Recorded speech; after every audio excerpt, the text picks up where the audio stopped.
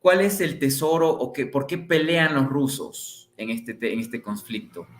Por sus ciudadanos, por sus rusohablantes, por la población rusófona en esos territorios. Entonces, este desplazamiento de ciudadanos me hace parecer que ellos están por la gente y no tanto por el territorio, ¿no? Y también entender que quieren prevenir esas masacres que se han dado en otras ocasiones en donde Rusia se ha movido el territorio, ha dejado a la población desprotegida y han ocurrido estos actos de crimen masivo, ¿no? Estos asesinatos de lesa humanidad, crímenes de lesa humanidad. Entonces, yo creo que ¿qué más puede pasar bueno, ahí vemos el tema de Donetsk, donde realmente la pelea es brava. Ciertamente me ha dado risa esto de que Europa viene y dice la capital regional, la única capital, y lo repiten, y es como esto de "This is very dangerous for our democracy", ¿no? Que salen en todos los medios de la derecha de los demócratas en Estados Unidos, ¿no? Toditos diciendo la misma frase, o lo que dijeron ahora recién con respecto a las elecciones, todos los mismos periodistas. En Europa la misma historia, ¿no? La única capital que los rusos han podido conquistar durante la guerra, etcétera, regional, bla, bla, bla, como queriendo marearlas a los europeos. ¿Y qué pasa con Mariupol? ¿Qué pasa con Donetsk? ¿Qué pasa con Luhansk? ¿Qué pasa con Zaporizhia? O sea, ¿qué pasa con esas otras ciudades? Yo digo, parecería que ellos minimizan el tema solamente a una pequeña región de 100 kilómetros, toda la guerra, todo el conflicto, ¿no? Y lastimosamente mucha gente que lastimosamente ve televisión española, BBC, CNN, DW me parece, y yo llego a afinar que DW, después de las elecciones en Estados Unidos, es demócrata y es otanistán, ¿no? O sea, DW es completamente Biden, o sea, celebraban a más no poder que supuestamente Trump no ganó, no sé. Es rarísimo esa militancia política de ese medio alemán que es el público alemán. Pero bueno, en todo caso creo que es positivo el que esta noche podamos decir que no ha habido muertos, que muchos jóvenes de bando y bando pueden dormir y pueden despertar el día de mañana. Y respecto a lo de la Segunda Guerra, ojalá que estos mismos actores que provocaron aquella guerra no provoquen a estas naciones, a estos pueblos. En aquella época la presión que se le infringió al pueblo alemán para lanzarse a una guerra que después se volvió a repetir 20 años después. E invito, yo nunca he mencionado esto, ¿no? Yo creo que a usted le gustan mucho las películas, además de los libros, pero me di el tiempo que no suelo tener la semana pasada de ver una película que se llama, por justamente razones de esto del que se celebraba el día del armisticio, una película alemana que se llama Ninguna novedad en el frente, me parece que se llama en castellano, en alemán, es una película alemana. Es muy buena para entender, hecha por alemanes. Por primera vez veo alemanes que se animan a hacer su versión de la historia y no las 100.000 películas británicas, no las 200.000 películas estadounidenses que dan un relato, ¿no? Y está bien, ellos gastan, como dicen a la Argentina, garpan por la producción, entonces que cuenten lo que quieran de su lado, pagan por eso, pero los alemanes por primera vez lo están haciendo y ese revisionismo histórico me parece muy interesante al nivel de esa película que es bien cara, cómo provocan el recordar a los 100 años que publican esta película, con Netflix incluso, ¿no? Lo publicaron en Netflix, que es una compañía estadounidense, pero yo creo que trae mucho bagaje, ¿no? Y nos hace pensar lo que pueden sufrir en las trincheras, en las barracas, más allá de la guerra y de las retóricas de cada bando, jóvenes que se enfrentan a la muerte día y noche, y muertes brutales, no estoy hablando de muertes como la enfermedad, estoy hablando de cosas muy duras y muy feas. Por ese lado, creo que Zelensky no tuvo el conflicto y el combate que quería, armando un buen grupo de soldados allí. Pero ojo, yo creo que a los perros de guerra, a los perros rabiosos, como lo dijimos la semana pasada en el título del programa, los perros sedientos de guerra y de carne se quedaron sin presa en esta ocasión, la van a buscar por otro lado. No sé por dónde, no sé cómo va a ser la situación, pero también la cancha se ha inclinado, se ha variado, se está diferenciando en Estados Unidos y yo creo que podrían haber cambios estructurales interesantes con respecto a la guerra en las próximas semanas, ¿no? Ucrania no puede durar más de 2 meses en esta guerra. Otro bombardeo más al estilo que pasó después de la destrucción del puente de Crimea. Y es que los ucranianos tienen que pensar, o sea, si pudiéramos hablar ucraniano para hacer entender, ustedes destruyen un puente ruso y ustedes pierden el 40% de la estructura eléctrica de su país, que es más, yo creo que es mucho más, pero mienten diciendo que es solo el 40%. Yo creo que va a estar hasta un 75%. Si quieren seguir intentando atacar a una superpotencia, que ojo, también usted hizo un análisis muy interesante de qué dicen los europeos, cómo Ucrania puede darle pelea a Rusia. El ejército ucraniano antes de este conflicto era el segundo ejército más poderoso de toda Eurasia, sin contar con China, obviamente. El primero es Rusia. O sea, no escogieron al rival al azar, tampoco para enfrentar a Rusia y para presionar desde allí a esta señora Victoria Nuland con el Euromaidán y todo lo demás. Escogieron a Ucrania porque sabían que era un hueso duro de roer y que le iba a costar a Rusia, porque Rusia considera a Ucrania Rusia, el conflicto y la guerra. Sabían que iba a ser un rival muy difícil porque después de Rusia, el segundo ejército más poderoso del continente, sin contar con China, es Ucrania. El tercero es Bielorrusia. Los Butanistán no son, como decimos acá, son pelo de cochino, ¿no? Solamente Reino Unido y Estados Unidos ahí importan, y Francia por las bombas nucleares, pero más allá de eso, no representan prácticamente absolutamente nada. Entonces, Ucrania podía dar pelea si es que lo dotaban de buen armamento, y eso es lo que han hecho, y también de mercenarios, que eso es lo que están haciendo ahora, pero no contaban con que también no tiene estructura para aguantar un bombardeo masivo de los rusos por tanto tiempo. Pueden tener mercenarios, pueden tener guerrilleros, pueden tener nazis, pueden tener un ejército de más de 1 millón de soldados, pero no tienen suficientes cables eléctricos, generadoras de electricidad, no tienen suficientes carreteras, no tienen suficientes trenes para seguir dándole a Rusia para que Rusia siga destruyendo, ¿no?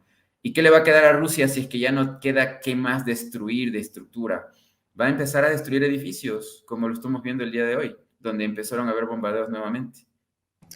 Pues mira, hay una teoría de que el diario The Washington Post, aquí hice un video al respecto, The Washington Post revela que Jake Sullivan, Austin Lloyd y el de defensa, y también que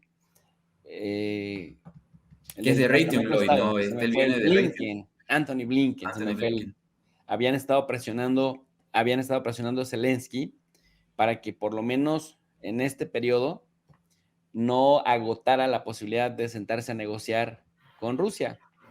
Entonces parece que contactos de alto nivel entre Estados Unidos y Rusia, que como dijimos, como Rusia ya no tiene interlocutores válidos en los europeones, ya dice, me voy directamente con el patrón y va con Estados Unidos. Y entonces se va directamente con Estados Unidos. Parece ser que esta pudiera ser una concesión de Rusia para que Ucrania pueda también vender algo y decir, pues nos vamos a sentar entonces a negociar ahora que recuperamos este y este territorio, Kharkov y también Gerson, en donde se han ido literalmente los del ejército ruso, pero como bien dices, la situación está súper complicada en Ucrania y yo sigo pensando en lo que decían Stephen Cohen y John Mearsheimer, profesores de Relaciones Internacionales y Geopolítica de la Universidad de Chicago, que decían, lo peor que le puedes hacer a Ucrania es que piensen que pueden ganarle a Rusia porque los van a destruir. Viene el invierno y en el invierno vamos a ver de qué cuero salen más correas, y no me refiero al ejército de Ucrania, sino a la OTAN en particular, cómo lo van a pasar sin luz eléctrica, sin gas, con muy poco petróleo y con una deuda gigantesca que le encarece la vida completamente. Entonces ahí vamos a ver, digamos, hasta dónde estos medios europeos, que mi teoría, Hugo, es que están lavándole la cara a ellos mismos, ya ni siquiera les preocupa Ucrania, pero a ellos mismos, esto que dice Macron de bien, la llamada con Ursula von der Leyen, para decirle a la gente en Europa, miren, más de 2 dígitos de inflación, sí. Encarecimiento de la luz y del gas, sí. ¿Nos vamos a quedar sin petróleo? Sí. Pero todo ha valido la pena. Vean cómo los ucranianos hacen correr a los rusos, que se presumían el mejor ejército. Así que calmaos, pueblos europeos, que tu esfuerzo y el que te congeles las nalguitas en el invierno está rindiendo frutos. Ahora, ¿cómo se puede decir que Ucrania está derrotando al ejército de Rusia si no le han hecho bajas? O sea, se han ido, no los echaron. Exacto. Están eligiendo no de dar la batalla. ¿Y qué Es una decía excelente Sun Tzu? teoría. ¿Qué Es una decía Sun excelente. Tzu? Sun Tzu decía que tenías que estratégicamente seleccionar el lugar y que no toda guerra se ganaba yendo directamente a perseguir al adversario. Al adversario habría que esperarlo en un territorio en el que tuvieras ventajas y una vez que lo cansaste y lo desesperaste, contraatacas. Y me parece que el mismo Zelensky dice, vamos a tomar las precauciones necesarias porque se nos hace bastante raro que Rusia se esté retirando. O sea, el mismo Zelensky lo dice, que se esté retirando y no vaya a ser que nos estén poniendo una trampa.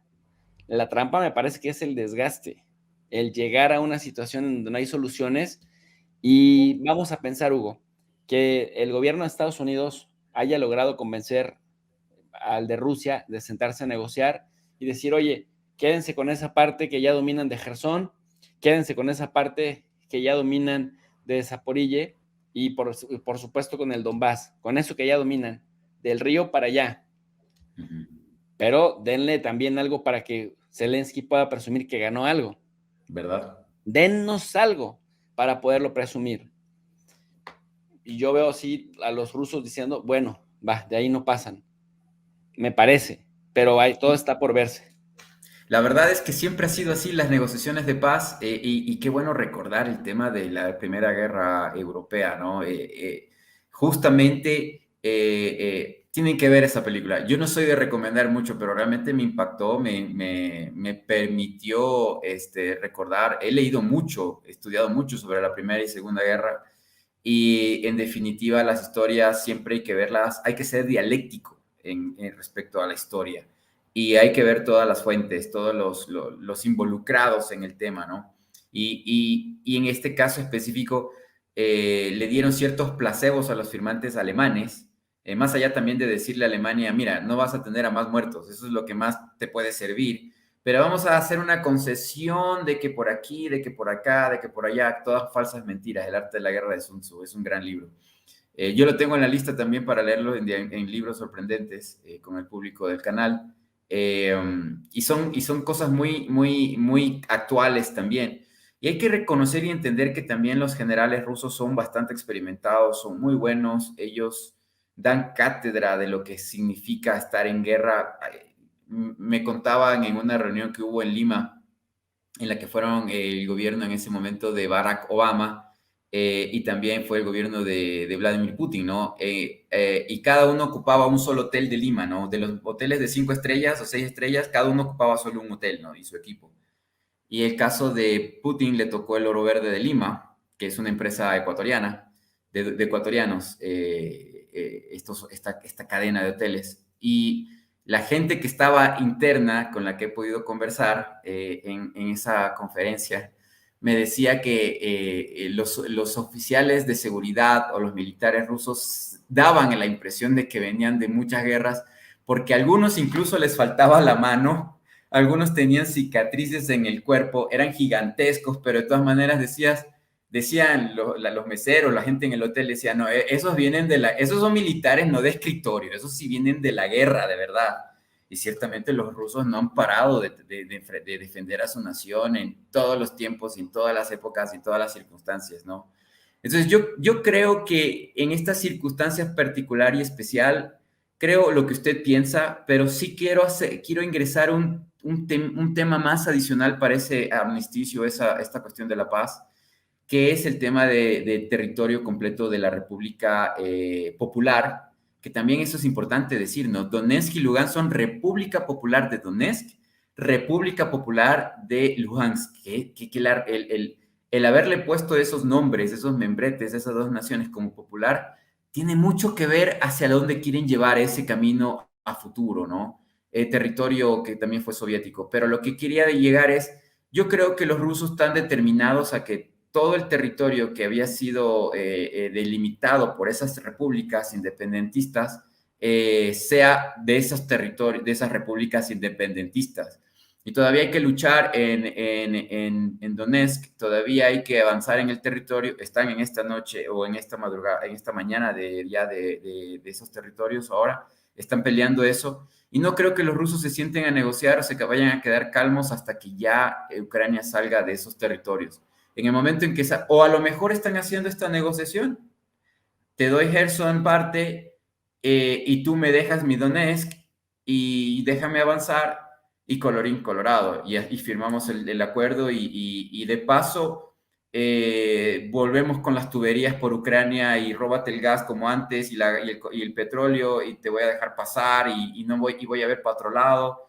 La Unión Europea denle en la reconstrucción o qué otros temas políticos irán a tratar allí, ¿no? Pero territorialmente, que es la guerra es más territorial y étnica, la sociedad, el pueblo que ya votó por ser ruso en Donetsk, quiere que todo el territorio que era la provincia separatista que votó por ser república independiente y después parte de Rusia, le falta todavía un 25-30% de ser, como dicen ellos, liberada, y hasta que no salga el último soldado ruso, ucraniano, perdón, de ese norte, no va a parar este conflicto, este tema, ¿no? Y van a ir presionando por ese lado. Nuevamente, creo yo que los militares rusos les pesa el tema de que Rusia haya sido muy, muy blanda con el armamento sofisticado que tienen con el conflicto y que hayan tenido que llevar a tropa a jóvenes rusos, el futuro de Rusia, a una nueva guerra, a morir o a quedar desmembrados, simplemente porque el Kremlin tomó esa actitud y no tomó la actitud que quizás pudo haber tomado en Siria, en donde en Siria ciertamente no hay rusos, y donde fue frío y calculado, y donde arrasaron territorios cuando tenían que haberlo hecho, cuando tenían que acabar con ISIS o Al Qaeda o cualquiera de esas organizaciones, lo hicieron, y mandaban a la tropa, al ejército del Tigre sirio a pelear en trinchera y en calle, pero de ahí los rusos solamente cuando querían hacer un asesinato selectivo mandaban a esos famosos Spetsnaz, no mucho soldado, no mucho, pero de ahí solo era pura tecnología